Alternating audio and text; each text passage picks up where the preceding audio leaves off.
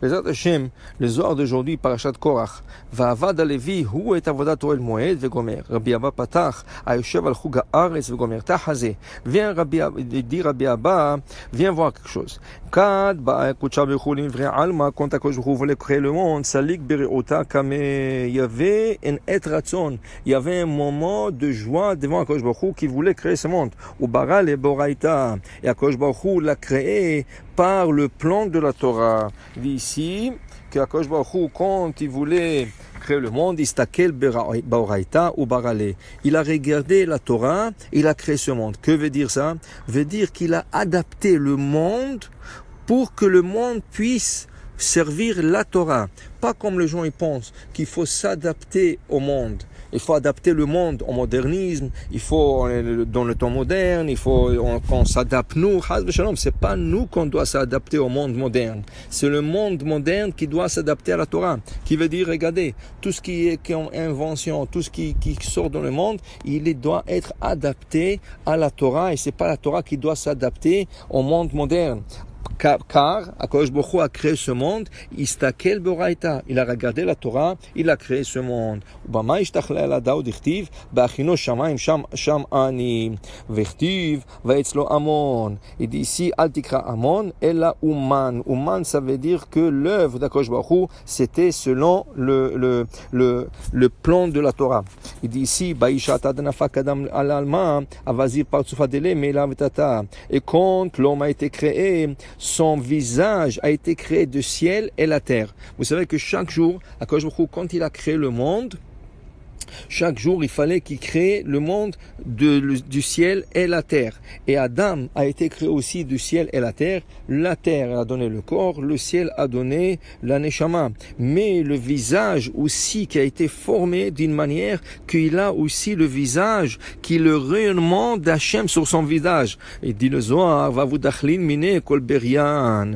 Et tous les animaux avaient peur d'Adam Arishon, le plus grand dinosaure qui existait aussi. Selon la Torah, les dinosaures, oui, ils existaient, mais ils étaient comme des petits lézards par rapport à la taille d'Adam. Le lion, les éléphants, tout ce qu'il y avait dans la création depuis, ils étaient d'achlin, ils avaient peur, d'chilou. D'chilou, ça veut dire ils avaient peur de Adam Arishon, parce que son image rayonnait quelque chose qui venait du ciel. Tachazé, lo itkaim alma, velo ishtalim, adaishata denafak adam bishlimu de kola vitkadesh yoma. Et le monde n'a pas été complété jusqu'à qu'Adam a été créé, et ça c'est vers la veille de Shabbat, jusqu'avant le Shabbat. Il dit ici, Vitatkan, Kursaya, Kadisha, Lemalka, Kedin, Ishtalemou, il a avec la création de l'homme. Alors il y avait la complétion de toute la création du monde. Vishtakechu, Chadvan, Bekulo, Almin. Et là, la joie était complètement complète. Parce que quand tu construis, tant que c'est pas complet, tu n'as pas encore la joie complète. Dès que tu as fini la construction et tout est prêt, c'est là que tu as la joie complète. Mais le Zohar nous enseigne qu'après la création d'Adam, Hachem voulait continuer à créer. Il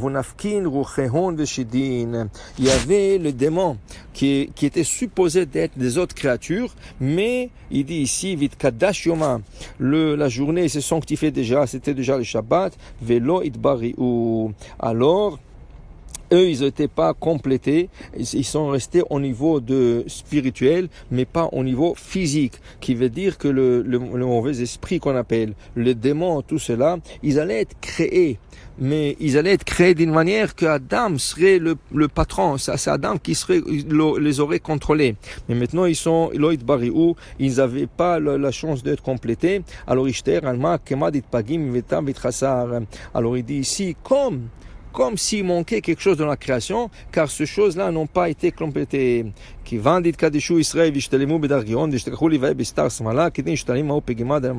c'est qui a complété le manque? Le manque de la création, que si entre guillemets de ce type de êtres spirituels qui sont le démon, le mauvais esprit, tout ça.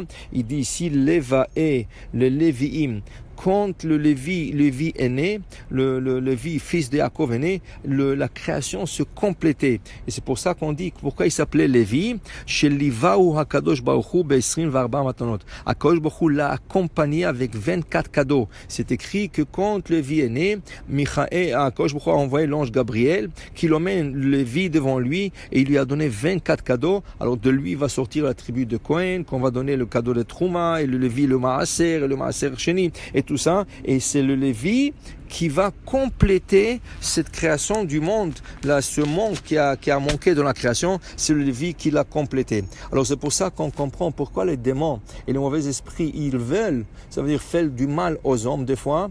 Pourquoi? Parce qu'ils sont jaloux. Ils n'ont pas été complétés et l'homme qui a été complété, et là ils essaient de faire mal à l'homme. Ils ne peuvent pas. Pourquoi? Tant que tu étudies la Torah, tu peux dire Teilim, tu peux faire beaucoup de choses, ils n'ont pas de droit de s'approcher à l'homme. C'est quand l'homme, Chas v'Shalom, c'est loin de Torah, et c'est loin de mitzvot, et c'est loin de Maasim Tovim, là, eux, ils essayent de venger de cet homme. C'est pour ça qu'on dit que la lecture des Teilim, la lecture de la Torah, ça éloigne tout le mal, et ça donne la force, Teno'oz l'Elohim, ça donne la force à la personne, que lui, il est le maître de la création, comme à quoi je crois planifié, de donner cette force à Adam. C'est sûr que Akadosh Baruch Hu, c'est le maître du monde en entier, mais il a donné aussi certaines forces à l'homme tant qu'il accomplit Torah, Mitzvot, Maasim Tovim. Baruch Adonai La'olam, Amen ve Amen.